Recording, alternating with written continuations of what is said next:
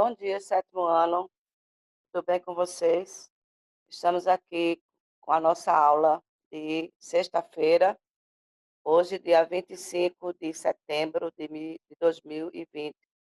Espero que vocês estejam bem, tenham passado uma semana bem de saúde e nós vamos trabalhar hoje o tema Aleijadinho. Quem já ouviu falar nesse homem? Se vocês já viram, então vamos relembrar alguns fatos da vida dele. Se não ouviram, então eu acredito que será muito legal, ok? Então, 1730, 1814, foi um escultor, entalhador, carpinteiro e arquiteto do Brasil colonial.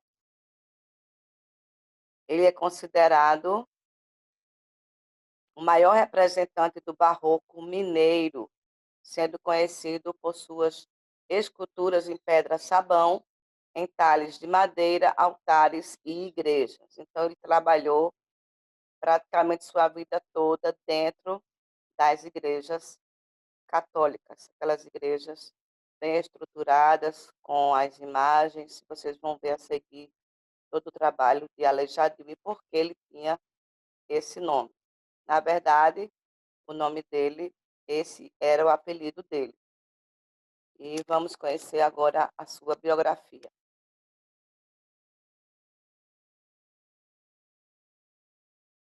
Antônio Francisco Lisboa é o nome completo de Aleijadinho. Nasceu na cidade mineira de Vila Rica, atual Ouro Preto, em Minas Gerais. Há controvérsia sobre sua data de nascimento. Então, isto é, ninguém tem a certeza é a data que ele nasceu, tá? Mas pelos pesquisadores dizem que ele nasceu em 29 de agosto de 1730. Já faz um bom tempo, né? Filho de português, chamado Manuel Francisco Lisboa, mestre de carpintaria, daí foi que ele foi aprendendo, né, a profissão de talhar a madeira, de trabalhar com a madeira, que chegou a Minas Gerais em 1728 e de uma escrava chamada Isabel. Aleijadinho estudou as primeiras letras, latim e música, com alguns padres de Vila Rica. Então, desde criança, ele já tinha essa interação com padres e pessoas da Igreja Católica. Aprendeu a esculpir ainda criança, olha aí, olha, desde pequeno ele já tinha esse entrosamento com a madeira, desde pequeno ele já começou a talhar, a mexer com madeira, observando o trabalho de seu pai, que esculpiu em madeira uma grande quantidade de imagens religiosas. Então, ele já na sua infância, ele já via o pai dele talhando e fazendo rosto de santos, né, de pessoas, dos discípulos, de imagens religiosas. Então, ele já observava e ele aprendeu também a esculpir, com certeza, é, através do pai dele, né, orientando e tudo mais. Então, aqui está a figura dele, ó, aqui a letra dele. Ele era de estatura pequena, suposto retrato de Aleijadinho por Euclásio Ventura. Não, aí é porque tem outra pintura dessa que tem a letra dele, mas aí não. Ou pode ser essa, né? Não tenho certeza. Infelizmente, porque a letra está muito tumultuada. Como vocês estão vendo, ele era magrinho e ele era bem de estatura mediana. Na segunda metade do século XVIII, graças ao ouro, surgiram as ricas construções em pedra e alvenaria. Então, nessa segunda metade desse século aí, século XVIII, foi o auge do ouro. Por isso que hoje muitas igrejas, estou falando de Minas Gerais, são, foram construídas, são ainda feitas de boa parte de ouro, de pedras preciosas, porque foi aí o auge de toda a de todo o ouro, né? Foi quando mais se retirou o ouro e os minérios dos solos, do solo, no caso mineiro, para construir essas igrejas em pedra e alvenaria. Foi nessa época, olha aí, tá vendo? O que eu já ia falar. Foi nessa época quando Minas Gerais liderava o movimento artístico da colônia e Aleijadinho desenvolveu sua atividade de arquiteto e escultor. Era difícil obter o reconhecimento do seu talento, pois na época não se perdoava a condição de mestiço, ok? Porque ele era mestiço, meio negro, né? Muitos de seus trabalhos foram feitos para confrarias e irmandades de brancos. Por conta de sua condição, não lhe foi permitido assinar nem sua obra, nem os livros de registro de pagamentos. Ó, vejam aí que situação, né, gente?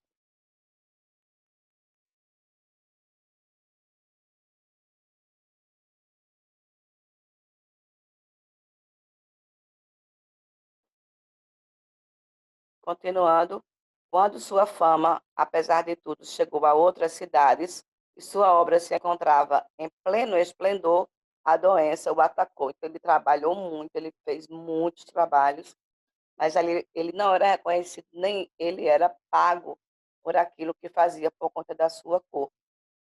Então, quando ele começou a ser reconhecido pelos maravilhosos trabalhos que ele fez, que vocês vão ver aí ele ficou doente. Lepra ou sífilis, não se sabe ao certo, deformou seus pés e mãos.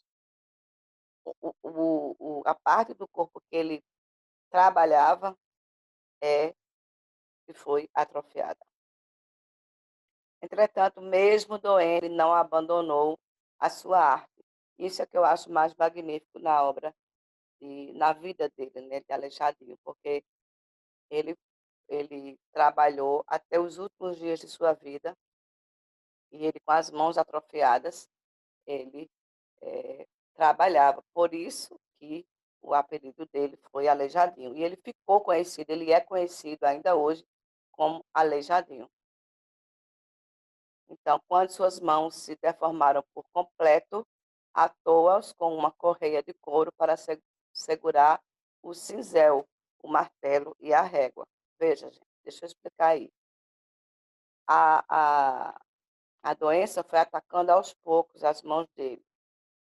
E ele continuou talhando, continuou fazendo as esculturas, as obras dele. Então, quando as suas mãos não tinham mais condições de movimento, ele amarrou com uma correia de couro e segurou o cinzel, aí na época cinzel, né? O martelo e a régua. E continuou fazendo assim o seu trabalho. Eu acho magnífico, porque ele não foi apenas um artista, ele superou tudo, todas as suas fraquezas, ele superou a sua doença, ele foi além do limite.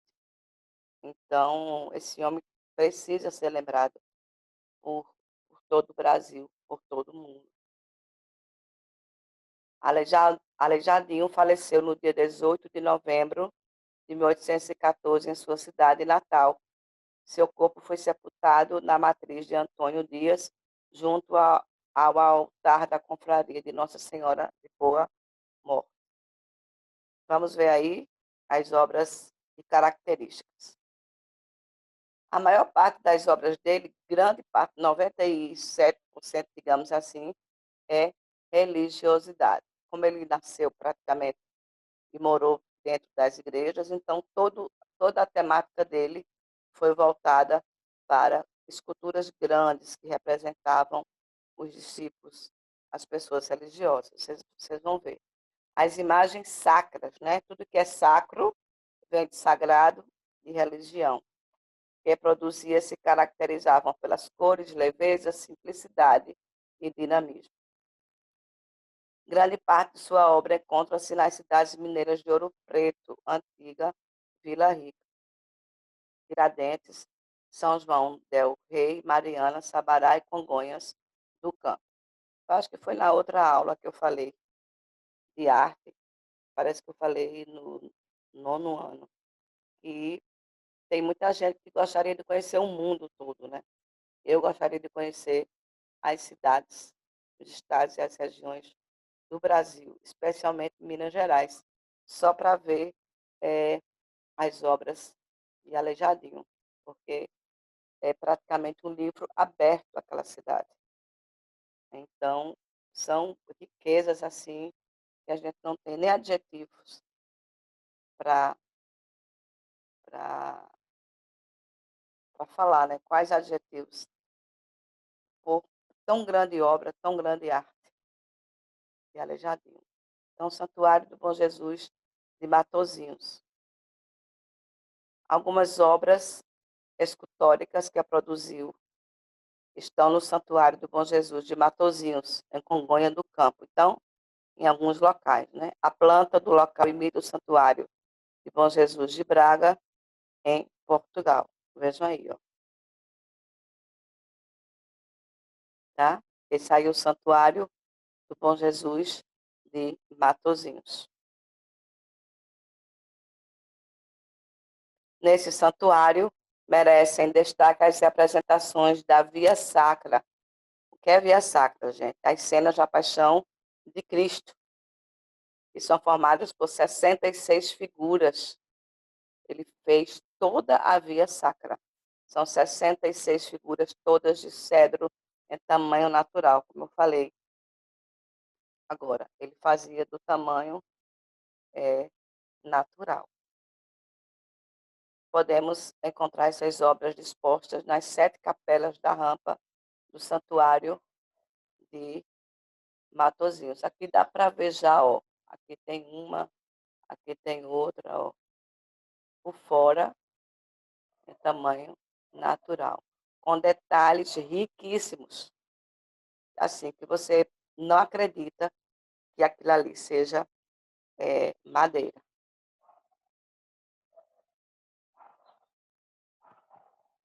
Olha aí, ó. Toda a Via Sacra. Os romanos. Aí, ó, Jesus escarnecido pelos soldados. 1796, 1799.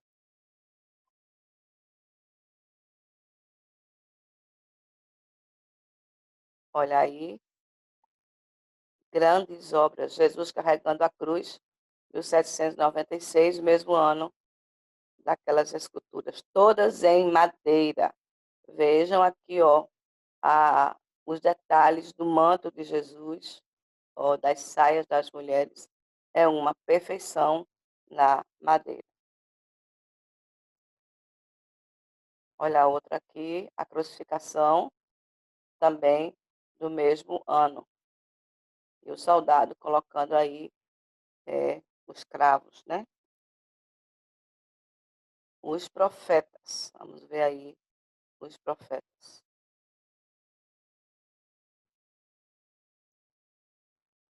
Além dessas obras, no Santuário do Bom Jesus de Matozinhos, encontramos algumas esculturas emblemáticas de Aleijadinho, as quais são localizadas no odro do santuário. O conjunto conhecido como os 12 Profetas foi produzido entre os anos de 1794 a 1804. Aleijadinho representou os profetas Amós, Abdias, Jonas, Baruque, Isaías, Daniel, Jeremias, Oséias, Ezequiel, Joel, Abacuque e Naum. Assim, o odro do santuário, em forma de terraço, é ornado por 12 estátuas dos profetas. Então, é um diferencial, porque a maioria dos artistas colocam suas esculturas dentro das igrejas, mas as dele não. Um pouco maiores que o tamanho natural. As formas imitam os trajes da época, como eu falei, né? Os babados. as saias, segundo as gravuras bíblicas. As estátuas dos profetas foram realizadas de pedra-sabão, abundante na região do Ouro. Então, aí, como vocês sabem, eu falei, naquele século, muito ouro estava ali em abundância, mas essas estátuas foram feitas de pedra-sabão. Esse material foi largamente utilizado por Aleijadinho e também em umbrais e medalhões de frontispício. Se você cair numa prova qual o material que ele mais usou, então você já sabe, a pedra-sabão. Olha aí, ó. Que coisa linda. Os profetas de Aleijadinho. Igreja de São Francisco de Assis. A Igreja de São Francisco de Assis, em Ouro Preto, é considerada uma obra-prima do barroco brasileiro. Sua construção foi iniciada em 1776 e concluída em 1794. Além de elementos do barroco, é notória a influência do estilo rococó. Olha aí, ó. Fachada da Igreja de São Francisco de Assis, em Ouro Preto, Minas Gerais. Aleijadinho traçou a planta, elaborou a talha e a escultura do frontispício. Fez 2 púlpitos, nos quais esculpiu figuras de santos. Produziu também a pia batismal, as imagens de 3 pessoas da Santíssima Trindade, os 2 anjos que adornam o altar principal. A fachada é adornada por um medalhão onde se insere a imagem de São Francisco de Assis. Vamos ver aqui o que é arte sacra, gente.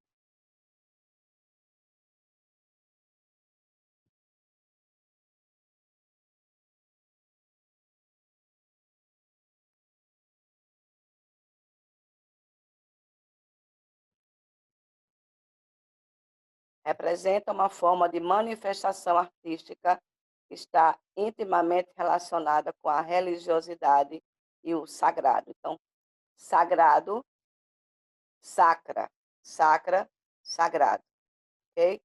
Então, denominados de paramentos litúrgicos e roupas litúrgicas, tá? As vestimentas e os acessórios que acompanham e prende toda a ornamentação sagrada. Então, aqueles mantos, né? Até cobrindo os joelhos, muitos babados, então, as vestimentas dos profetas e dos apóstolos. Destacam-se a arquitetura das igrejas e templos, esculturas de santos, painéis no teto das igrejas, pinturas, gravuras, afrescos, vitrais, mosaicos, desenhos de passagens bíblicas, utensílios litúrgicos e vestimentas. Se você entrar em qualquer igreja católica em Olinda, você vai ver tudo isso, tá? Os vitrais, os mosaicos bem coloridos, desenhos de passagens bíblicas, painéis no teto, principalmente, né? Tudo feito em ouro, bastante ouro, muita prata e bronze, e são igrejas riquíssimas. Atualmente podemos encontrar museus com obras de arte sacra em todas as partes do mundo. No Brasil, a arte sacra foi a primeira manifestação no tempo da colônia, sendo Aleijadinho um dos proeminentes nomes da arte sacra no contexto do barroco. Então, você diz, o que é barroco, professora? Entre em uma igreja católica em Recife ou Olinda ou outra cidade, que você vai ver lá a arte barroca, o contexto barroco. E Aleijadinho foi, digamos assim, o principal de todos eles. Vejam aí, ó. Aqui já tem uma igreja, ó, exemplo de arte sacra em estilo barroco e maneirista na Igreja dos Grilhos, em Porto, Portugal. Tudo isso aí amarelo é ouro, gente. Ouro de verdade. Vale lembrar que a arte sacra, da mesma forma que outras manifestações artísticas, é um reflexo da história e cultura, construída com o intuito de embelezar e trazer à tona a essência humana. Assim, ela não possui um estilo definido, uma vez que depende da época produzida, bem como da cultura a qual está inserida. Tá? Lembrando que a arte sacra também não é só o catolicismo, tá? Então, temos aí a arte budista, islâmica e religiosa barroca. Para a gente terminar, vamos ver aqui a diferença entre arte religiosa e arte sacra, tá? Embora o conceito de arte religiosa e arte sacra se aproximem, há uma diferença essencial. Vamos ver qual é, gente?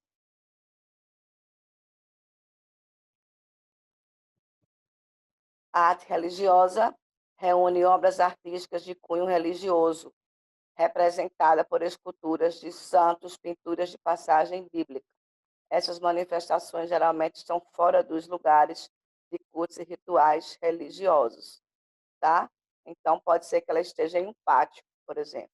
A arte sacra, obras de teor religioso que, entretanto, estão relacionadas aos rituais. Sua função é ornar os locais em que os ritos e celebrações, as missas, por exemplo, ocorrem, envolvendo assim as sensações de religiosidade e fé dos fiéis envolvidos, mediados por um ambiente sagrado chamado de espaço litúrgico. No geral, a arte religiosa ela não se separa da arte sacra, tá? Aqui é apenas uma diferença, mas bem, bem assim, um espaço bem pequeno, né? Olha aí, ó, em resumo, as duas possuem temática religiosa e têm como objetivo, intuito, adornar os espaços. Porém, a arte sacra é produzida para fazer parte dos cultos divinos ou rituais religiosos. Assim, ela é feita exclusivamente para ser apreciada nos cultos e, por isso, está relacionada com os locais que eles ocorrem. Vamos ver se temos aqui alguma figura. Aqui, ó. No Brasil, o Museu de Arte Sacra, localizado na cidade de São Paulo, é um dos mais influentes dessa área. O local é considerado um dos mais importantes do país e ainda do continente americano. Veja aí que coisa linda, ó. Já podemos ver aqui, ó, estátuas, né? Isso à noite a gente pode pensar que é uma pessoa. Museu de Arte Sacra em São Paulo. Foi fundado em 1970 e reúne aí todo o mobiliário religioso, altares, oratórios, bibliotecas e volumes, livros sobre o tema.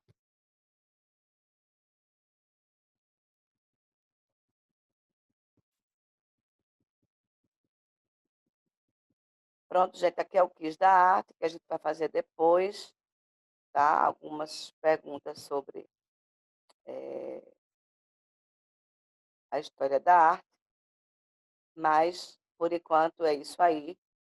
Então, espero que vocês tenham gostado de ter conhecido Aleijadinho e vou passar uma atividade, né, para que você alargue os seus conhecimentos no caderno de desenho. E se você quiser tirar foto e postar lá no aplicativo da escola, você pode fazer isso, ok? Aqui já está escurecendo, eu não posso levantar para acender a lâmpada e vamos terminar por aqui, tá? Então, um abraço para todo mundo e fiquem com Deus.